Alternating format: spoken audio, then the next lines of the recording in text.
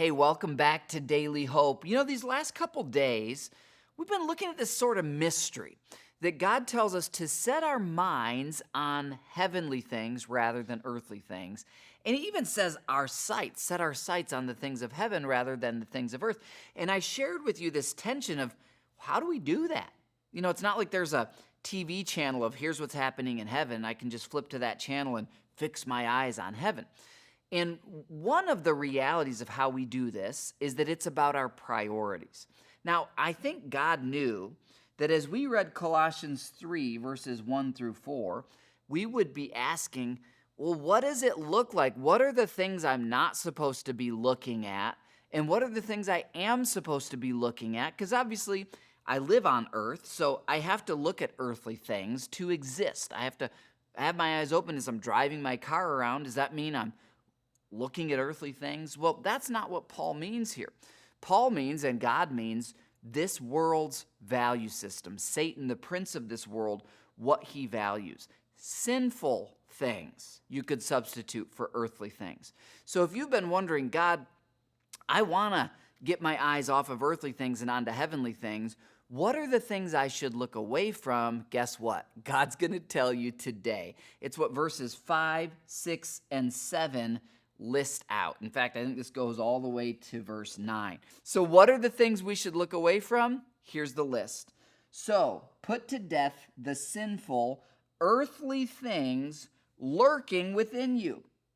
Have nothing to do with sexual immorality, with impurity, with lust and evil desires.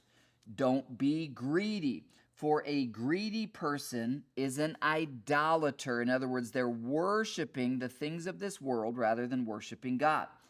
Verse 6, because of these sins, the anger of God is coming when Jesus returns to make right all the wrongs of this world. Verse 7, you used to do all these things when your life was still part of this world system. But now you're a new creation in Christ. Verse 8, it's time to get rid of anger, get rid of rage, get rid of malicious behavior, always getting revenge on people. Get rid of slander. Don't use your mouth to tear people down. Get rid of dirty language. Verse 9, don't lie to each other, for you have stripped off your old sinful nature and all its wicked deeds. Now, we'll pick up there tomorrow, but if you were wondering, okay, God, I want to get my eyes off of earthly things onto heavenly, what does it look like? We just got a long list of very specific things. Don't let your eyes be fixated on, obsessed with sexual immorality, impurity, lust, slander, greed. The list went on. We saw all those things there. Now, we're going to be tempted with those things. We're going to encounter other people who have fallen into those sins. But as new creations in Christ, those are no longer to define us. When we fall into one of those sins, we confess our sin, and he is faithful and just to forgive us, and we get back on the right track. So we're probably never going to be perfect in this world, but we should be consistent, and those old ways of life should no longer define us. So that is God's answer to what does it actually mean to have my eyes on heavenly things. Well, it means my eyes are not constantly on immorality, greed, slander, anger, rage, etc. Tomorrow, we'll look at the list of the things that our eyes should be on.